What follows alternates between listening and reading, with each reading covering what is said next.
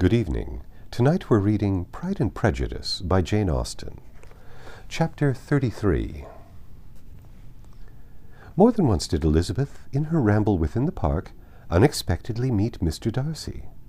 She felt all the perverseness of the mischance that should bring him where no one else was brought, and, to prevent its ever happening again, took care to inform him at first that it was a favourite haunt of hers. How it could occur a second time, therefore, was very odd. Yet it did, and even the third. It seemed like wilful ill-nature or a voluntary penance, for on these occasions it was not merely a few formal inquiries, and an awkward pause and then away, but he actually thought it necessary to turn back and walk with her.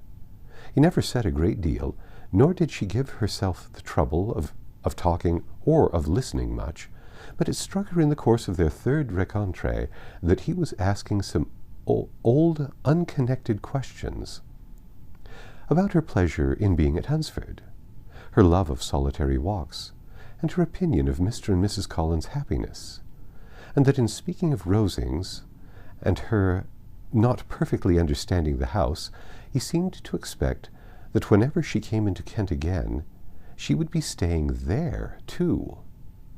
His words seemed to imply it. Could he have Colonel Fitzwilliam in his thoughts? She supposed, if he meant anything, he must mean an allusion to what might arise in that quarter. It distressed her a little, and she was quite glad to find herself at the gate in the Pales opposite the parsonage. She was engaged one day as she walked in reperusing Jane's last letter and dwelling on some passage which proved that Jane had not written in spirits, when, instead of being again surprised by Mr. Darcy, she saw on looking up that Colonel Fitzwilliam was meeting her. Putting away the letter immediately and forcing a smile, she said, "I did not know before that you ever walked this way." "I've been making a tour of the park," he replied, "as I generally do every year, and intend to close it with a call at the parsonage. Are you going much farther?" "No, I should have turned in a moment." And accordingly she did turn, and they walked towards the parsonage together. "Do you certainly leave Kent on Saturday?" said she. "Yes, if Darcy does not put it off again. But I am at his disposal. He arranges the business just as he pleases." "And if not able to please himself in the arrangement, he has at least great pleasure in the power of choice. I do not know anybody who seems to more enjoy the power of doing what he likes than Mr. Darcy." "He likes to have his own way very well," replied Colonel Fitzwilliam, "but so we all do. It is only that he has better means of having it than many others, because he is rich, and many others are poor. I speak feelingly. A younger son, you know, must be inured to self-denial and dependence. In my opinion, the younger son of an earl can know very little of either. Now, seriously, what have you ever known of self-denial and dependence? When have you been prevented by want of money from going anywhere you chose, or procuring anything you had a fancy for? These are home questions, and perhaps I cannot say that I have experienced many hardships of that nature. But in matters of greater weight, I may suffer from the want of money. Younger sons cannot marry where they like, unless where they like women of fortune, which I think they very often do. Our habits and expenses make us too dependent, and there are not many in my rank of life who can afford to marry without some attention to money." "Is this," thought Elizabeth, "meant for me?" And she colored at the idea, but, recovering herself, said in a lively tone, "And pray, what is the usual price of an earl's younger son? Unless the elder brother is very sickly, I suppose you would not ask above 50,000 pounds?" He answered her in the same style, and the subject dropped. To interrupt a silence which might make him fancy her affected with what had passed, she soon afterwards said, "I imagine your cousin brought you down with him chiefly for the sake of having somebody at his disposal. I wonder he does not marry, to secure a lasting convenience of that kind.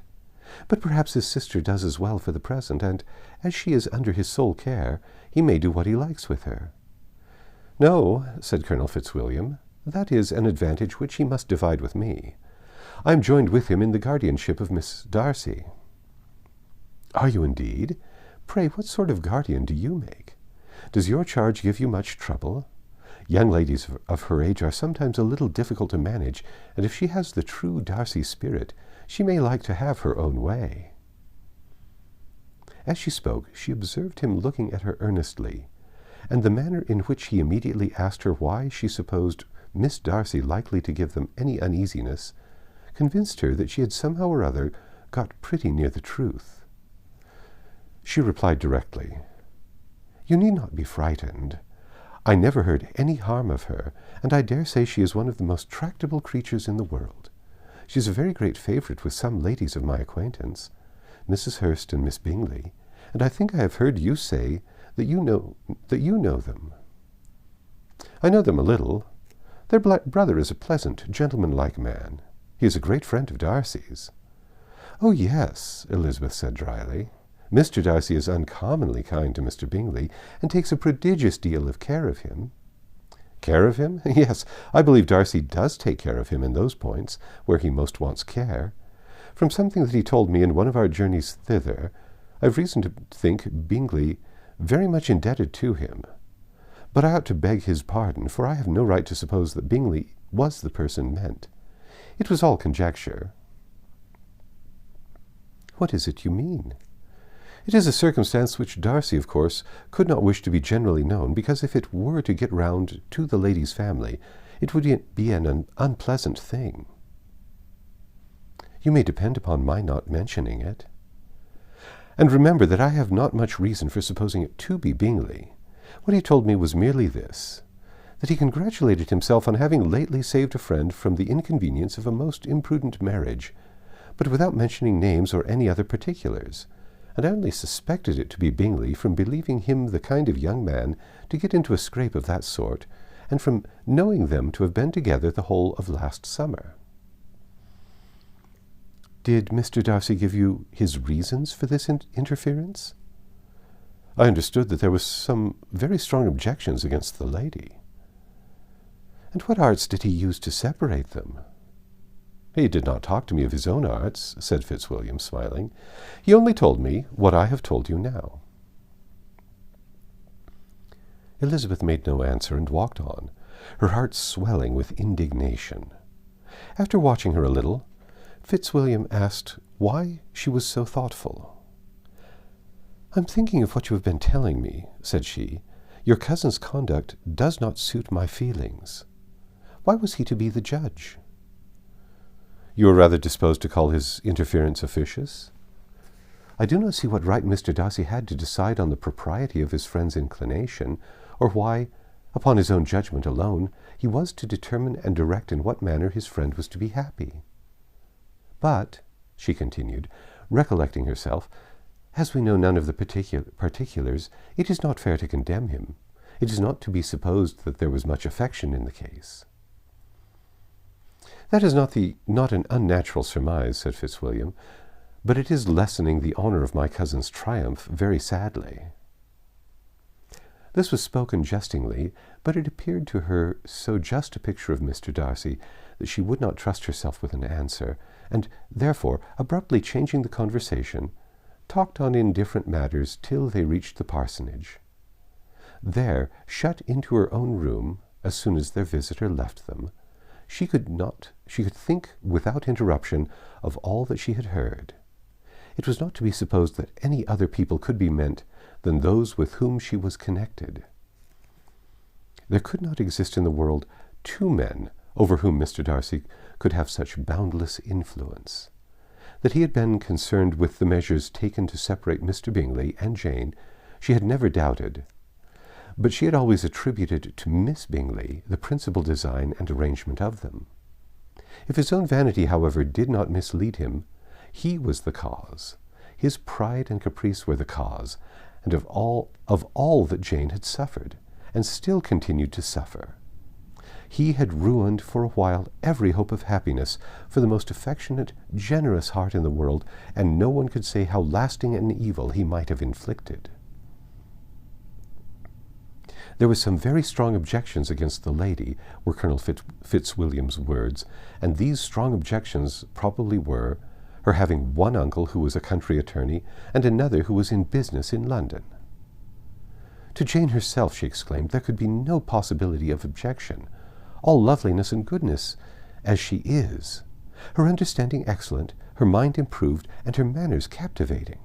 Neither could anything be urged against my father, who, though with some peculiarities, has abilities which Mr. Darcy himself need not disdain, and respectability which he will probably never reach.